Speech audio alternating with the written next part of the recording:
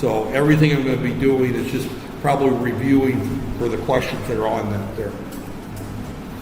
So, did I tell this to record? Oh, it's recording already. Yeah, it's already recording. Okay, give me a second. Let me see if I can find the bride book again. Got there, just PC, desktop, up there, and I need to find the bride book because there's one question that bothers me, and I talked about it before, is out of the bride book, right there. And microprocessor books, yeah, there is the bride book.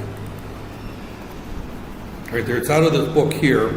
And the question that, and give me a second here.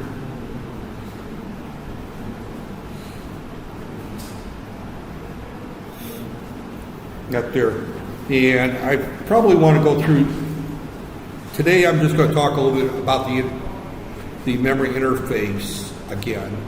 That there. I just want to, and the reason I'm going through this a third time is because going back and looking at last semester's final exams, this is the question that so many people got so wrong that I want to make sure that I can't cover it just one time and be done with it, right there. So,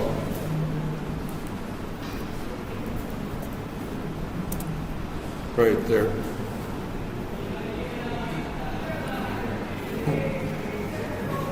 Boy, it's noisy out there. You can tell we're nearing the end of the semester. People are getting a little bit more relaxed. Students are missing more classes right there. I may have a Wednesday, next Wednesday we may not have a class. We'll see how things are going. Simply because there's no point in having a class if I don't have material to cover that there. May as well give you the time to work on your other stuff that there. So, okay. This is this particular slide right here. I just want to kind of highlight a few things on this slide here. And I know that my pen doesn't work on this, but I can at least point to things. Yeah, maybe.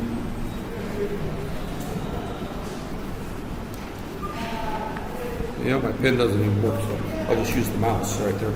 Okay. This here is the 8088. And this is the full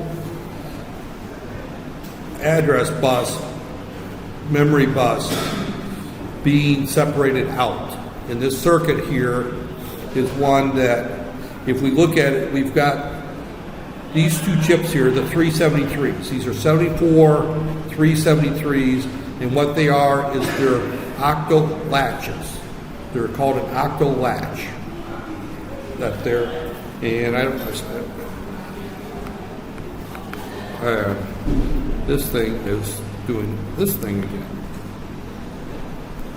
Right there. Well, I'll just do it this way here.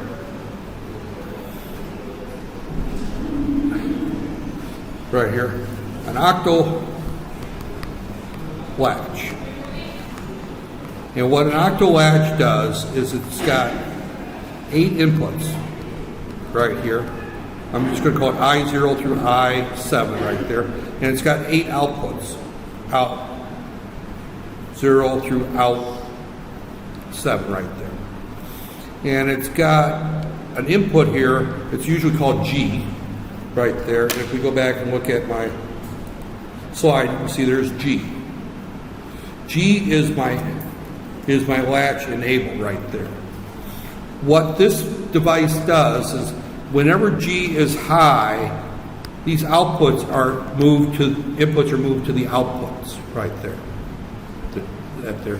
When G goes low, whatever was here when this was high is latched on. It's latched right there. In other words, it stays right there. So if this is 1E, for example, and that's high, this goes low, this is going to have 1E. This can change after that point. This can change. It can go wherever it wants. It can do whatever. The 1E stays. It's latched on there and kept there indefinitely, right there. And that's what this circuit is relying on right here, is that we have this and I don't know why my little thing is doing its thing there, but you saw where I circled it right there. That this ALE, that is taken high whenever the address line is put on these lines here that are called and I know this circle is going to move as soon as I pull my pin up there, A19, A15 right there, A16, or A15, A19. Those are the status bits that are shared among those up there. And AD0 through AD7, that there, those lines are part of the time they're the address lines, part of the time they're the data lines. Whenever we access memory, we have to have the address lines and the data lines at the same time at our memory devices and our memory decoders. So in order for that to happen, we have to latch the addresses external to the chip right there. The reason we use these address latches, and I like to ask the reason why we do things, is because the 8088 was a 40-pin device, and if we had 20 lines for the address and another 8 lines for the data lines right there, plus all the other necessary lines, the clock lines, the reset lines, and all that, we wouldn't have enough pins. So in order to get more pins on the device, we multiplex it. Multiplexing is the term used to mean that it does two different things at different times right there. So, and just like you multiplex your time, you spend, your brain spends some of its time watching football, some of its time studying books, probably not enough time studying books but that's what any instructor would say, is that you should spend less time watching football and more time reading books. The young ladies don't watch that much football, so they study more, right? That there. But regardless, that there. But as a person, you multiplex. That there. You use the same resources for different purposes at different times. That there. So in order to do things with a microprocessor and save pins, I/O, we multiplex various lines right there, and we have to use these two latches right here in order to get that to happen. Right there. And this is part of the hardware design of any microprocessor system right there. And it's a critical part of designing the hardware right there, is that we have to use these latches right there. So we have that particular, the same circuit is shown here for the 8086. The only difference was the 8086 is a 16-bit microprocessor. So it has 16. And can you see my little pointer here? Right there. This is AD15 down to AD0. That there. So we have to have two latches for right there. And this G goes to both of that there. Now there's another pin here called the output enable. Whenever we're using an address latch, that there, we always just enable that there. So that's just taking the ground right there. Right there. And we have the third latch up here for the top level right here in order to hit these top addresses. So you're expected to know what the circuit does right there and why we use that circuit up there. So that's one thing that I want to get clear as on, because one of the final exam questions deals with the memory interface right there. And last semester and the semester before, this was the one that a lot of people had trouble with. And actually, most of you are more hardware oriented. You would think that you have more trouble with the software problems, but this one here definitely confused people, and I think it's because I taught it early in the semester and I didn't come back to it at the end. That's why I'm going through it a third time. I know I covered it before the last week and I'm repeating lectures, and I sometimes I hear this thing there is that you shouldn't repeat lectures. Students know when you repeat lectures, they see the same material twice. I come from the school of thought that you should repeat it until people understand it. That there. So I have no problems knowing that I'm repeating the same subject twice, because I want you to understand this. If I cover the material 3 times, that means I think it's important. That there. So just don't glaze your eyes. Oh, he's covered that already before. That there. That means that I think it's important and it's going to be on the final exam. That there. So it's important that you do understand these two circuits right there. Now the next circuit that there, and again, this is kind of going through, this is adding buffers to the that this is a buffer there, and all a buffer is just simply, it doesn't have the latch feature, right there. Whatever's on A15 is always brought back out to A15. A buffer does not change the signal, right there. All it does is increase the amount of current that can be drawn. Right there. The reason we use the buffer is that the 8088 right here, and I know the circle's going to move, that there can only drive so much current out of these address lines. That there, we may have 10 different memory devices, 15 different memory devices in a large microprocessor circuit. That there, and we buffer them in order to get more current.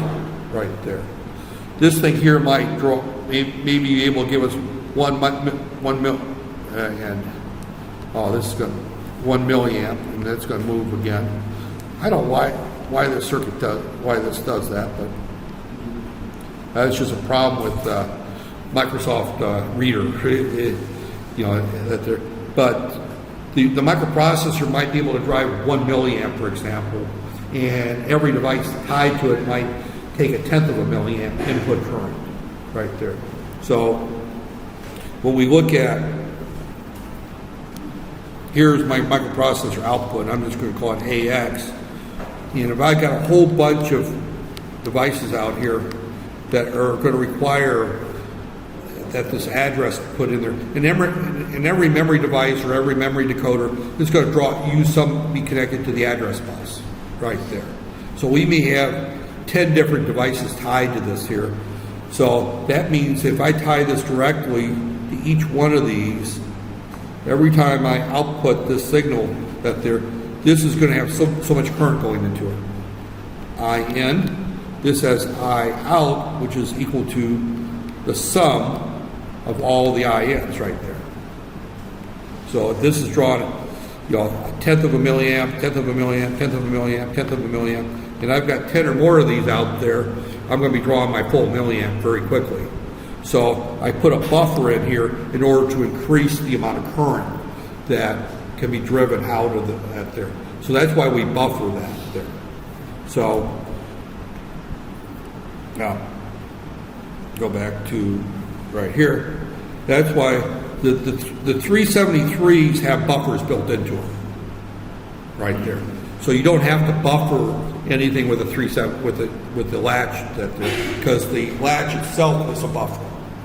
But anything that does not connect to the latch, we add this buffer to it, right there. So that's why that 244 is it's a 74X244. When I say XX, it can be a 74LS, 74L, 74S. It could be any of a number of parts.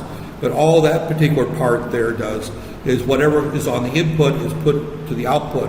There is no G input because the signals are always transmitted.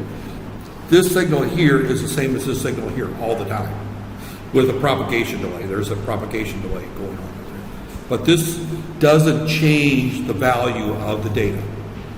This one here latches the data. So what was out here on A19 may not be the same as what's over here on A19/S6, because S6 is a status bit right there used by a debugger, which we didn't cover that. But this line here, part of the time is A19, part of the time is S6. By using the ALE, we ensure that A15 is always out here, right there. And the ALE stands for Address Latch Enable. That is a pin brought out of the 8051, or actually the 8051 also has an ALE if we connect external memory to it. But the 8086, 8088, it's just brought out solely for the purpose of latching the address. So and again, this is the same one shown for the 8088 or the 8086 and again, notice that it's actually only it puts a latch on the memory/IO read not write not lines right there.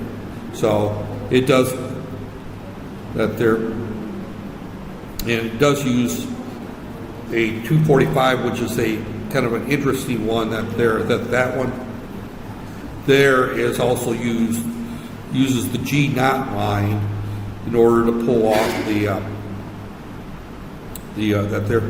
that goes to the control lines. I didn't really get into the control lines, and I'm not going to worry too much about that there. So, right there. So, what they're showing here on their timing right here is that we got a valid address here, Here, this is our AD line. This is an address, and this is our data right there. So when you look at this timing pattern, this is a very simplified. What's not shown here is during this address time right here, there's the ALE should be shown. I wish the ALE was shown on this graph. It's shown on a graph in the next couple pages. But it's during this time right here that the address is latched right here. See, this address latch, this valid address has to be valid the entire time. And then here is our data line. Our data to be written to memory.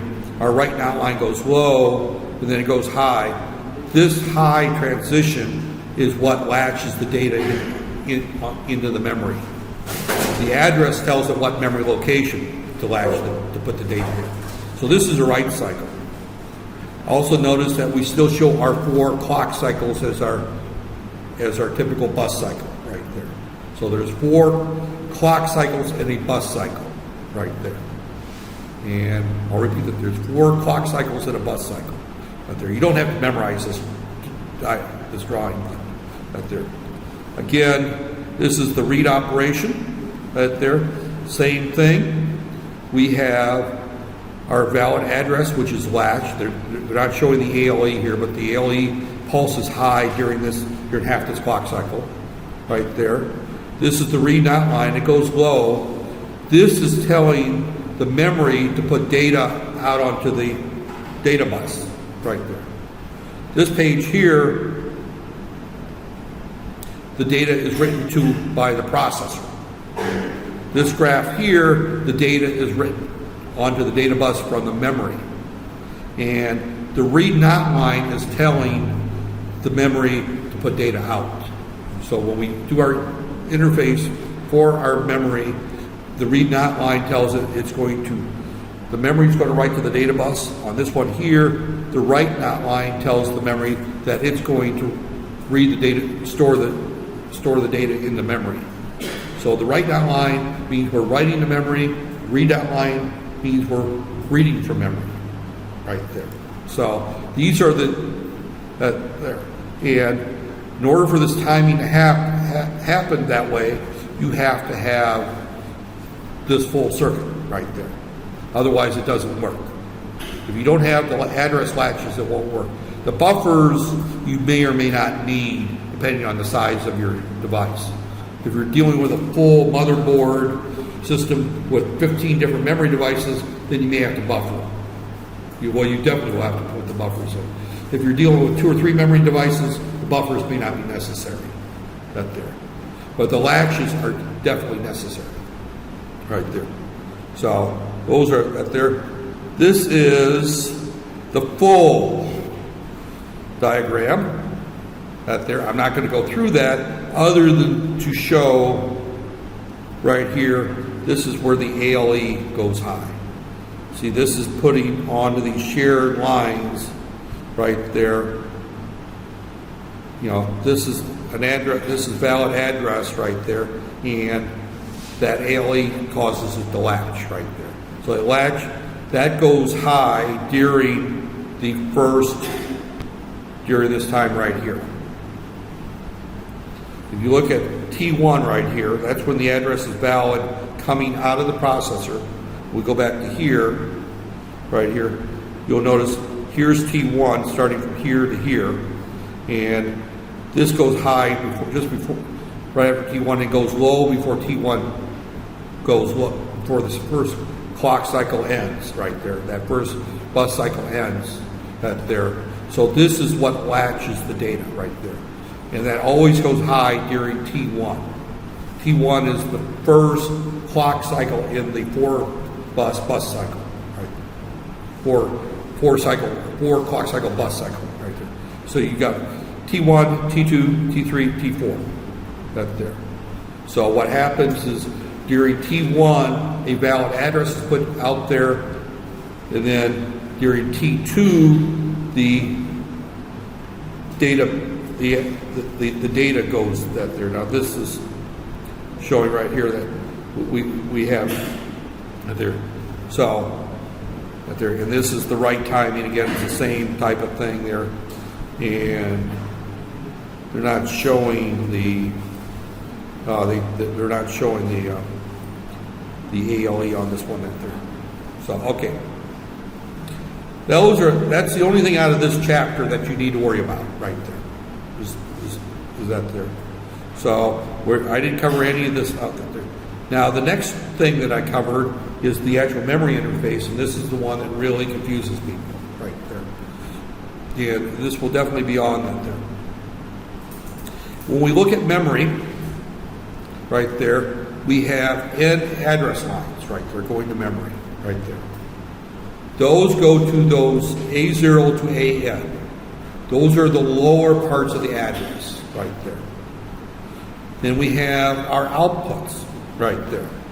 Now our outputs can be how should I put it? 1 bit, 4 bits, or 8 bits, depending on our device, right there. Or if we're dealing with a memory module for like a Pentium, or not Pentium, an i3 processor, even the current processors, they may even be 32 bits. Out there, I think there are some 64-bit modules out there. So the number of bits that are on the chip. Now, each individual chip probably has less, but if you treat it as a module, we're only going to have to worry about 8. Is the largest interface we're going to deal with in this class up there. But these are the address. This selects what address in that chip we're going to select right there. Now, the 8086, 8088 has 20 address lines on it. It can address up to 1 megabyte of RAM or ROM or memory. 1 megabyte right there. It's what the 80 that there. Almost all the memory devices that we're using out of this book, because this is an older book, it deals with the 8688, 8088, 8086, that there has far less than 20 address lines going to it. It may have 10 address lines, it may have 8 address lines, it may have 11 address lines, it may have so many that there. So we have another input here, and that is called our chip select NOT right there. Our chip select NOT comes from the memory address decoder right there. The role of the memory address decoder is that here's A0 through A19 right there. There's our 20 address lines. So many of these go straight to the memory device right there. Right there. And we'll say, I'm going to just use an example, we'll say A10. We've got 11 address lines that go to this memory chip right there. So A11 through A19 go through a circuit network. I'm just going to call it the decoder. This is the address decoder, and this will tell this chip when it's to be selected right there. The range of what's in this chip is going to be from, we got 10 lines, 0, 0, 0, 0, that's 4, 3, 2, there's 8 lines, 1, 2, 3. Those 1, 1, 1, 1, 1, 1, 1, right there. 2, X, X, X, X, right there. And that XXX is determined by looking at this memory decoder right there. And if we design it, in designing our memory decoder right there. So, but this may have a number of chip selects that go to different chips right there. These are all different chips that have different ranges of memory locations right there. Think of this as, and I'm going to use an American addressing scheme, okay? simply because it's easier to deal with that there. You know, I have yet to figure out the addressing scheme here in Malaysia, and actually, to be honest with you, the reason I haven't figured it out is there is none. Right there. There is no standard addressing scheme in Malaysia for homes right there. But if I look at a U.S. street right there, you know, a U.S. street, here's Main Street right there. And everything to this direction is east, everything in this direction is west right there. And I'm looking at a small town. This starts at address 1 and goes to address 99. That's block 1. This is address 100 to 199. That's block 2. Each block has 100 addresses on it. And they're separated by, you know, by 100. So you'll talk about somebody lives on the 500 block of Main, or on 500 block of Elm Street right there. That means that they're 5 blocks east of downtown. If they're on West Main Street, then they're going to be 5 blocks west Elm Street. So this street here is called Elm Street, and this would be West Elm, and this would be East Elm, right? Right there. So that address tells me which block it's on right there. So this first digit actually tells you the block where that physical address is. And as I said, there's, you know, my address is 56 Jowland 6/23B or something like that. Well, that's the address I remember. So it's no secret where most people, a number of students have figured out where I live because I'm the only one that parks a blue Vespa in my house. So they drive by that there. You know, I've had a number of people. Plus, I sit outside at night smoking cigars, usually, you know, at 10, 11 o'clock at night. So if they're going to uptown and they walk by my house, they've seen me. So that there. So it's no secret where I live. That there. But regardless, that 56, I have no idea where that starts at. Actually, it starts at the end of the street that there and moves over, but it has no meaning in terms of the city of Kuala Lumpur whatsoever right there.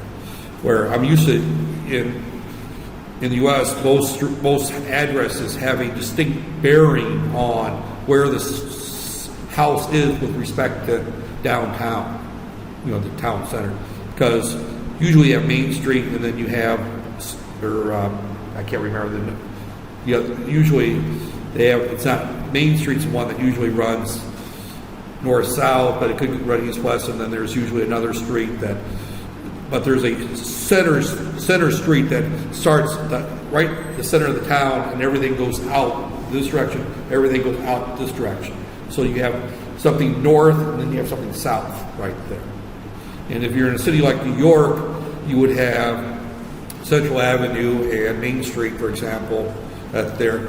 And they would be 1st Street, 2nd Street, 3rd Street, 4th Street, right there. Milwaukee's that way. A lot of streets will actually name their streets with, you know, that there. So this would be Main Street, this would be 1st Street, 2nd Street, 3rd Street, 4th Street. So it's very easy to start finding things.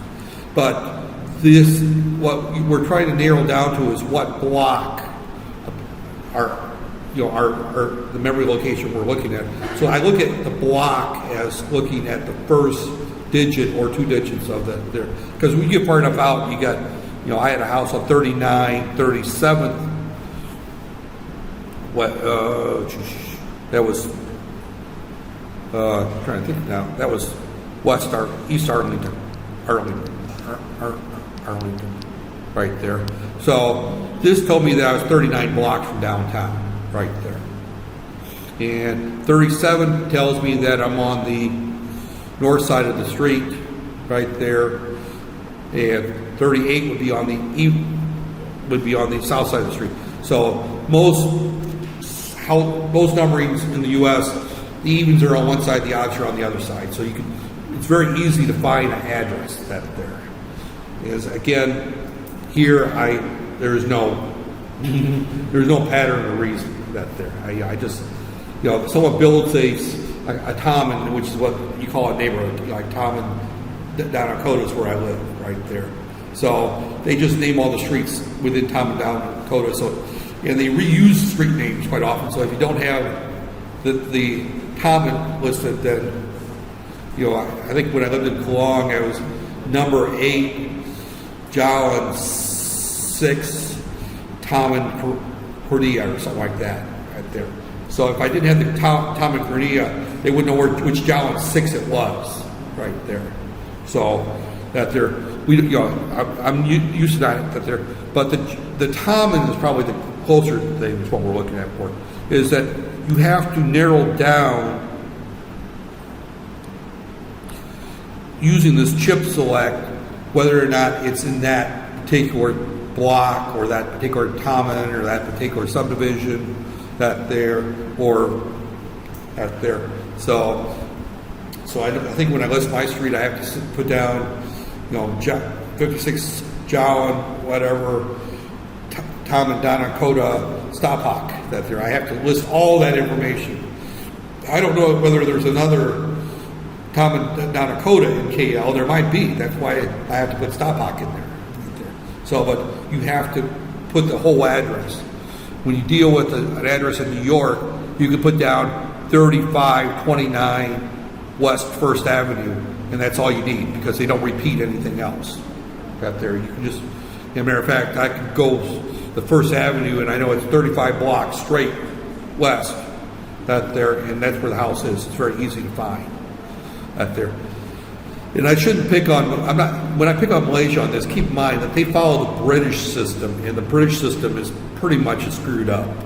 I lived in the UK for 3.5 years, and a lot of their streets and things were built before postal services and firefighting services out there.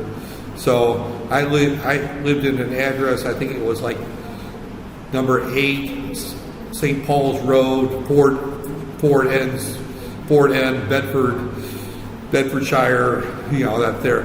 But their streets started at the end of the street and went up just like in Malaysia. So they copied the screwed up British system that there. And being an American, I like to pick on the British that there.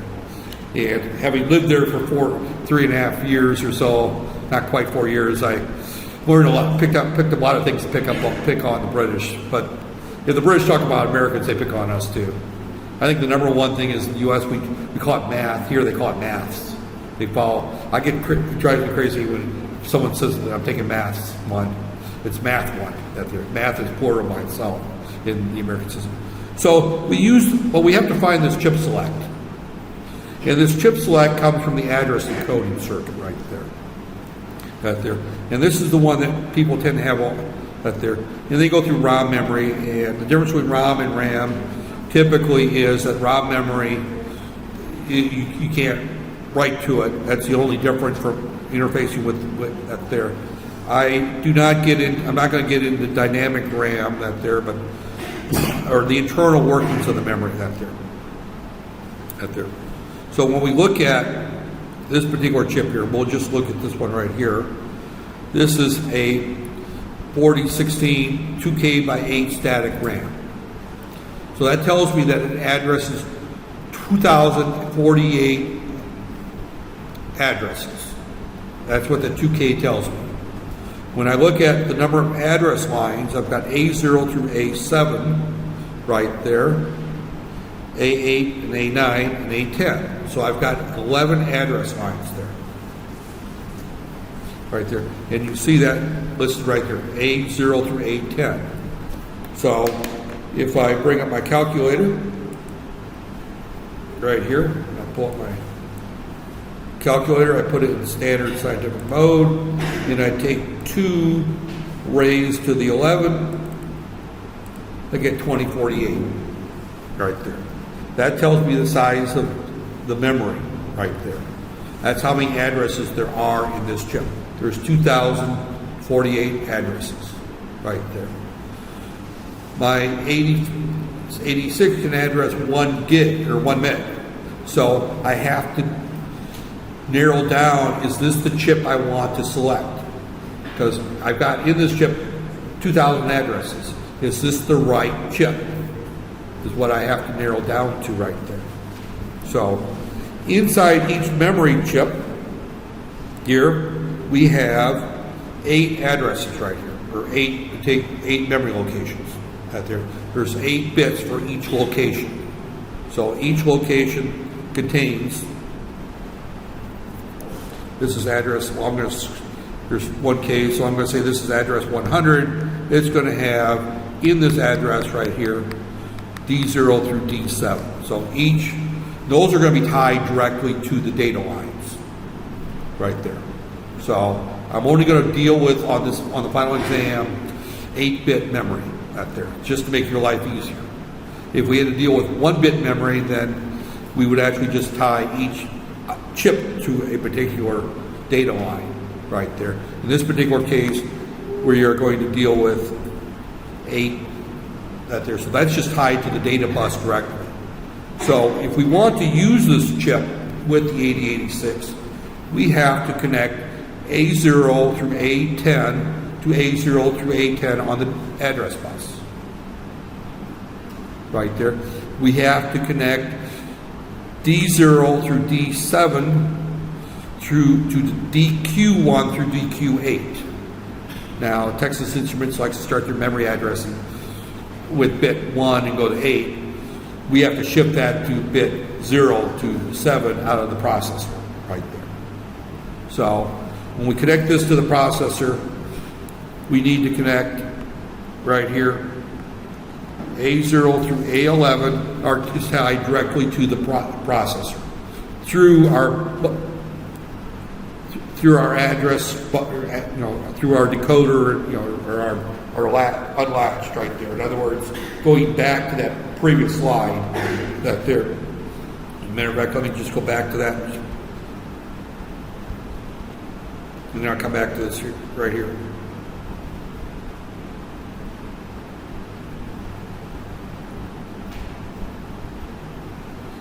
And further back to this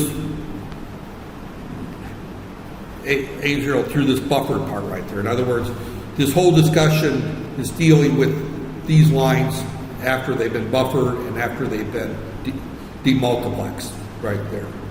So we call this the 373 demultiplexes it, and the 245s and 244s buffer. So we're assuming that we're taking these pins right here, right there. We're taking these pins right here is what we're taking right there. So we would connect A0 through A10 directly to our memory device. We would connect D0 through D7 directly to our memory device. And those are connected to every memory device that requires those connections right there. That's why the buffers are needed, because they're connected to all. If we have 10 memory devices, all 10 memory devices get connected to these data lines and get connected to these address lines. So they're all, it's a bus, everybody gets a connection to it right there. Everybody gets connected to it right there. Now, we have not connected A11 through A19. Those are used to decode whether or not this is the right chip right there. We have to decode those lines out there. So that's where we get into things that are a little trickier right here. And right there as we jump through that there. Okay, this is a very simple one right there. This is the simplest type you're going to see right here. And what we're doing here is we're tying to the chip right here A0 through A10 right there, just as I said before. That's coming right back to that multiplex address bus. We're tying D0 through D7 to these chips. Now this is a different manufactured chip, so these are labeled output 00 through 07. This happens to be a ROM device, but it's the same connection as if I had the previous one that there. Now we also have a read not line that's tied to the output enable line right there. That tells it that it's ready to read the data. It wants the memory device to put the data out on the data bus. Then we have chip enable. Now, this is where things get a little confusing because our previous chip that I just had here,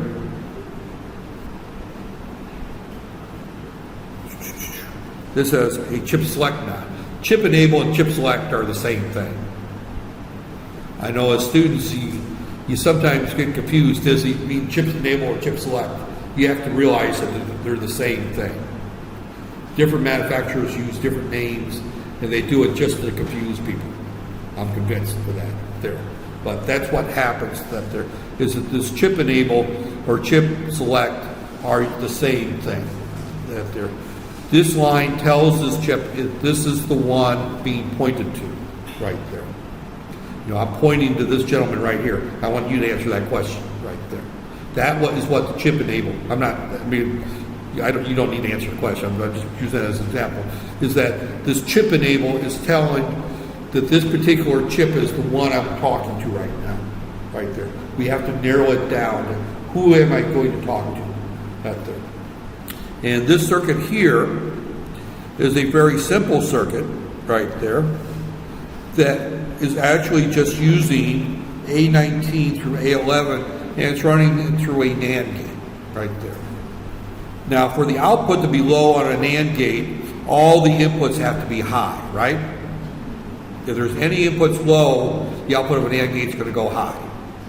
Because if I have an AND gate, the output is high if and only if all the inputs are high, right?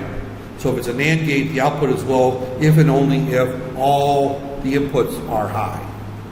So this is a chip enable NOT. So the input has to be low for this chip to be selected, right there. So I tied all these input lines here directly to the address lines. That means that they all have to be high, right there. They all have to be high in order for this chip to be selected, right there. I also tied this through an IO/memory NOT through an inverter. The 8051 or the 8086, 8088 can address either input or output or memory. And it has an output pin there that tells it whether it's an IO operation or a memory operation. If it's low, it's a memory operation. Well, I'm tying this to a memory chip, so I want this chip to be selected if it's a memory operation. So since this is IO memory NOT, I run it through an inverter. That way it's low, it's high if it's a memory operation. The output of the microprocessor is high if it's an IO operation. So I have to have this line here inverted, and I tie it to the other three pins on the.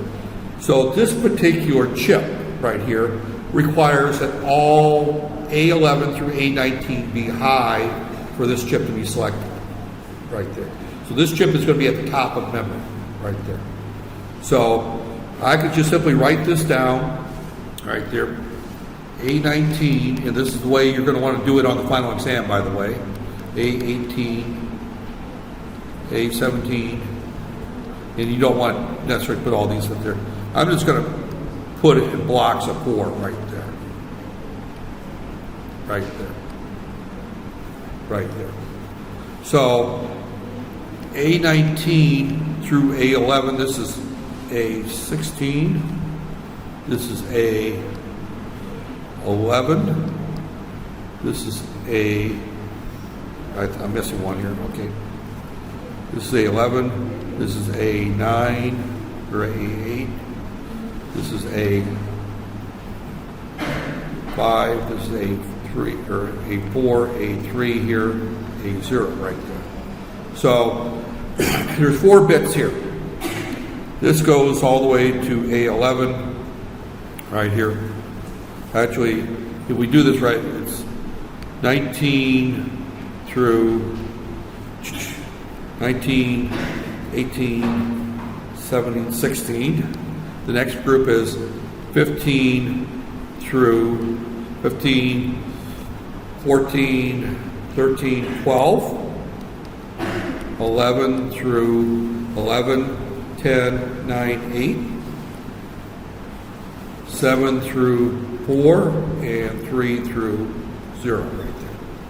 And I just wanted to go through and show how, that there, I could do that off the top of my head, but I want to kind of show where those numbers came from right there. That's what this is, each block of 4 right there. So since we know that all the way down to A11 is going to have to be high, A11 is this place right here, right? That's A11 right there. It's the highest bit of that nibble there. This is going to be 1, 1, 1, 1, 1, 1, 1, 1, 1, right there. This is X, X, X, X, X, X, X, X, X, X, X, right there. Those are inside the chip, right there. So my chip goes from F, F, 8, right there, 0, 0, right there. Because we put this with 0, 0, 0, 0, 0, 0, 0, 0, 0, 0, to F, F, F, F, F. That is the range of that chip right there.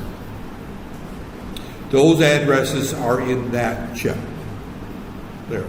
So if I want to read address FF823, it's inside that chip. But FF23232 is not in that chip. It's in another chip. So this is the range of that particular chip right there. So that's how we determine the range of a chip right there. If, again, this is where the questions are going to come up on the final exam. If I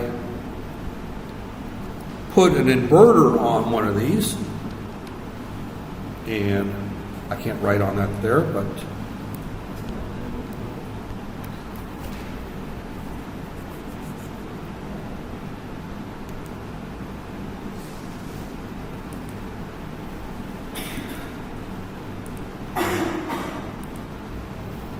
turn all these off. I can't write on that there, but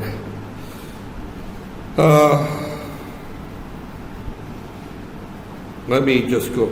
Hopefully there's another page up there. Okay. Well,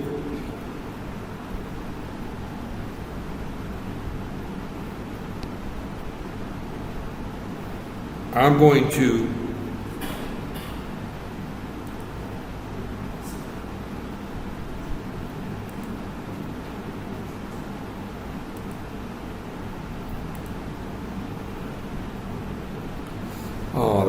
oh no, that doesn't help me any. Okay. I was going to try to cut that and paste it into OneNote there, but for whatever reason,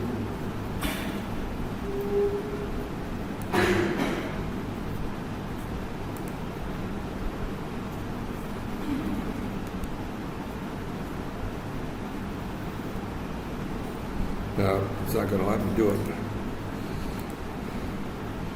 Because normally I should be able to, as soon as I hit the snipping tool and I hit new, it won't let me.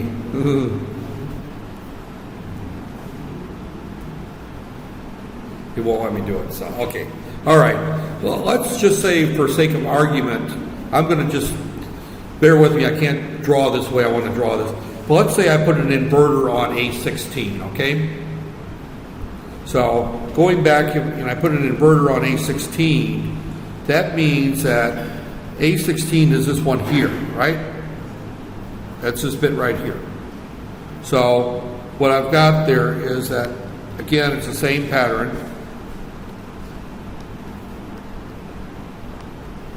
Right there, 1, 2, 3, 4. I drew one too many.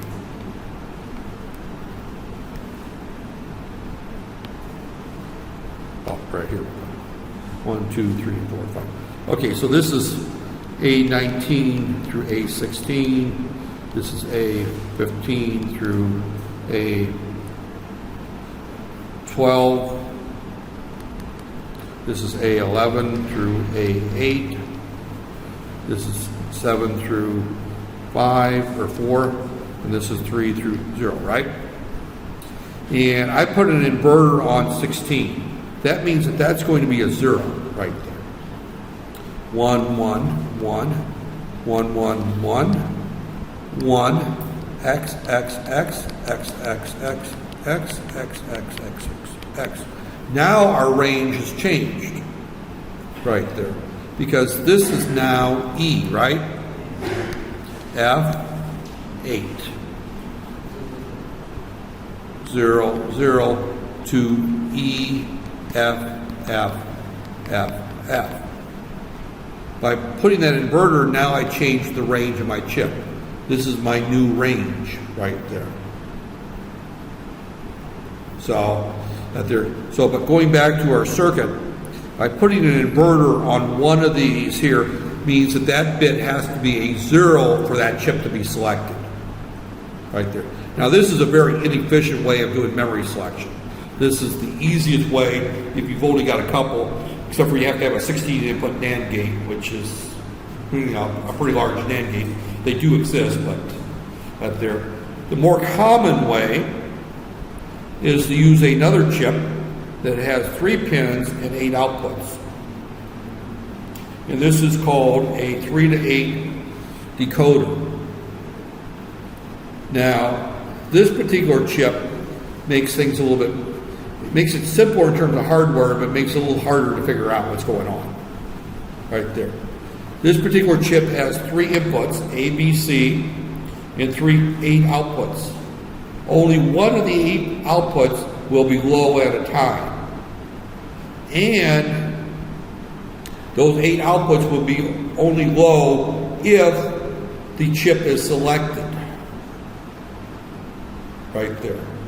If we have 3 select lines, G2A, G2B, which have to be low, and G1, which has to be high, you have to have that exact combination right here. And if you look at this table right here, notice that any other combination here forces all 8 outputs high.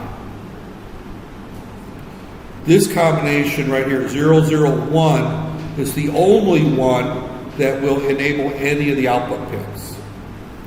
So this is like selecting the street, then selecting the block right there. So we've got 8 chips, memory devices tied to this particular decoder, but this decoder has to be selected first. So normally our highest order address bits are used to select what decoder, and then the middle address bits are used to select which output of this decoder. Right there, and then the bottom address bits are selected to right there. So typically, when we look at a decoding circuit, we've got A19 through A0 right there. The top so many, what decoder? Right there. Then the next set of bits there, what output or what chip on that decoder right there. And then these last ones go to the memory device right there. So this would select, for example, what street you're on, this would select what block, and this would select what house right there. Or if you're looking at a condo, what building, what floor, and what unit right there. You narrow down that there, because the unit is the actual memory location itself. The floor is that there. We have to narrow it down to a particular building first, right there. So if you've got, there's what. Is everybody familiar with PV 128, PV 12? Their Platinum Villa, I think it is. They've got I don't know how many different buildings around this area. I don't. Right down from the street from me, about a block and a half, there's PV 12. Where we go to eat, there's a Mide in there. Then a couple blocks over, there's a PV 128 that's got several restaurants that we eat at there. And then, of course, these are condo complexes, so inside PV 128, you'd be on the 6th floor, and then be Unit 3. So your address would be number 3/6 PV 128 there. And, and then probably some other stuff there, after that in order to narrow it down. But, the PV narrows it down to what building it is. The PV 128 means it's in this building right there. And that would be this first part of that, is you figure out what building you want to be in. So here we're going to narrow it down. Then we're going to look at the second part of the address, which is what floor are you in that building? Then you're going to look at what unit, which is the last part of the address right there. So we've got 3 parts of the address that we're going to look at. And the actual number of bits used for each one varies greatly depending on what type of memory we're using and what processor. But usually the most significant bits of the address are used to select what decoder.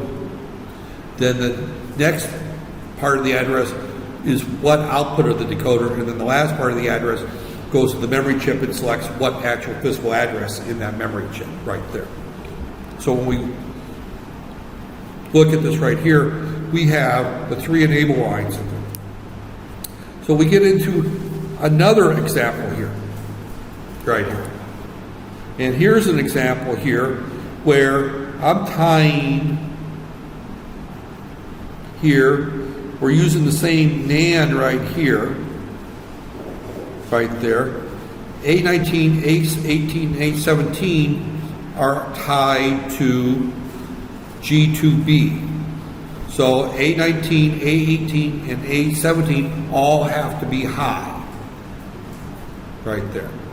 And this is where you have to think on the final exam, is you got to look at the circuit, because you're not going to be given this, by the way. This is what you have to figure out, right there. So this is very typical. I think I use this circuit actually for one of the final exams, right there. And that there, here's A16. Now A16 is tied to G1. I'm going to do this example 2 ways, and I'll probably call it a day, right there. Is that this G1 means that A16 has to be high. So this problem here comes into the fact that we've got this tied to 8 different 2764s right there. 8 2764s. And I want to know the range of this chip right here. Right here. This is the one tied to the output 4 right there. So I want to look at that one there. What is its range right there? So if we look at the circuit as it is, it's 8, 19, 18, 17, and 16 have to be high, correct? In order for this to be selected. So and I'm going to go back and forth here. So looking at this right here, I'm going to put my same 5 blocks here. These 4 have to be high right there. A16 has to be high right there. Now I said I wanted to look at output number 4 right there. That's what I said, wasn't it? I think that's what I said. If not, that's what I'm going to use right there. Output number 4. So output number 4 means that I have to have on ABC the number 4. 1, 0, 0. 1, 0, 0 right there. Then that's it. Everything else then seems like I'm missing one right there. Let me go back and look at this right here. Right here, looks like, yeah, that's 3, 16, yeah, that's right. So, yep, yeah, that's fine. So yeah, I did it right. Right there. Output 4. So these they're selected which this is also used to select which decoder right there. This group here comes from the decoder. That's what goes into the decoder and switches which that there. So bits A19 through A16. Right there. Right there. This right there. It seems like I've got this wrong here. This is what's not right here. Okay, let's start again. These 3 is A19 through A15. Those came out of the this A15. These 3 came out of the NAND gate, right? This one here is tied to G2A, I think, or B, whatever, right there. But that's got to be high, right there. Or it's tied to G1, excuse me, G1. Is that there? Going back to that circuit, that's tied to G1, so that's got to be high. So all 4 bits have to be high. Right there. Then I put, here we put our 100 right there. That's where I put my mistake is. Here's our 100. That's our input to our decoder right there. These 3 bits here are fed into our decoder. They're fed in from 13, 14, and 15 right there. So going back to this right here, this is A15. This goes to 16, 17, 18, 19. A15 through A, and I'm just drawing a blank here for whatever reason. It's set 13. A13. There's 3 bits right there. Yeah, right there. So okay, those go right there. All right. Here's where I'm getting confused. This one has 12 bits right there. You know, I'm thinking for some reason I'm still going through A11 going to the chip. It goes to A12 right there. So these have a higher range right there. These are 4K by 8 right there. Memory devices right there. Okay. So then this becomes our X, X, X, X, X, X, X, X, X, X, X, X right there. So as we look at this right here, our range then goes from F 1000, so that's 8000 to F. This becomes not 100, that becomes 1001, which is 9, right? F, F, F, F, and we'll see if that's right. Yeah, right there. Because I picked off 4 right there. Right there. So it took me a little while because got myself confused right there. But this circuit is one that you would have to be able to figure out right there. Now I'm going to change this problem. And the reason I'm going to change this because I don't guarantee I'm going to give you this one. Let's say, for example, I change the circuit to where instead of A16 going to G1, I tie G1 to VCC and I tie it to G2A. If I tie it to G2A, that means it's got to be low for this decoder to be selected, right there. Because going back to my decoding circuit, G2A has to be low, right there. G1 has to be high. So if I take this circuit here and I move A16 to G2A and I type G1 to VCC, so my circuit now looks like this right here. Here's my decoder. I tie A16 to G2A, which is a NOT. I tie this to my NAND gate right there. This has got A15, A16, going the other way, A17, A18, and A19 right here. Sorry for the handwriting right there. And I tie, this is G2B, and I tie VCC, I tie G1 to VCC. Now A16 has to be low for this decoder to be selected. Right there. So now in this particular case, I'm selected here. A19 must be high, A18 must be high, A17 must be high, A16 has to be low. Right there. And now if I'm going to take off of, and I can pick whichever one. Let's say I want to take off of out 2 right there. What is the range there? That means that the next 4 bits have to be 0, 1, 0 right there. So then we put our X is in right there, our range. And I have no way of checking this range here because this book doesn't give me that there. But this is now my range for that particular device here on output 2 right here, which again moves. Here it's F4 is where it's at here. I can tell you right now it's going to be E4 right there, but that there. But it's going to be, I'm taking it off the, what I changed was I moved this one here to this, to the here. So I force you to look at, I'm forcing you to look at the inputs to this decoder to see what the address bits have to be for that decoder to be selected right there.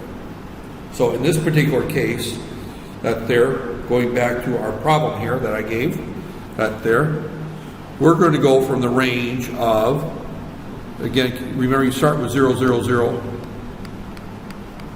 and then you put all 1s there for the second part there. It's going to go from E4, 0, 0, 0, to E. Now I put a 1 here, that's going to be 5, F, F, F, F, right there.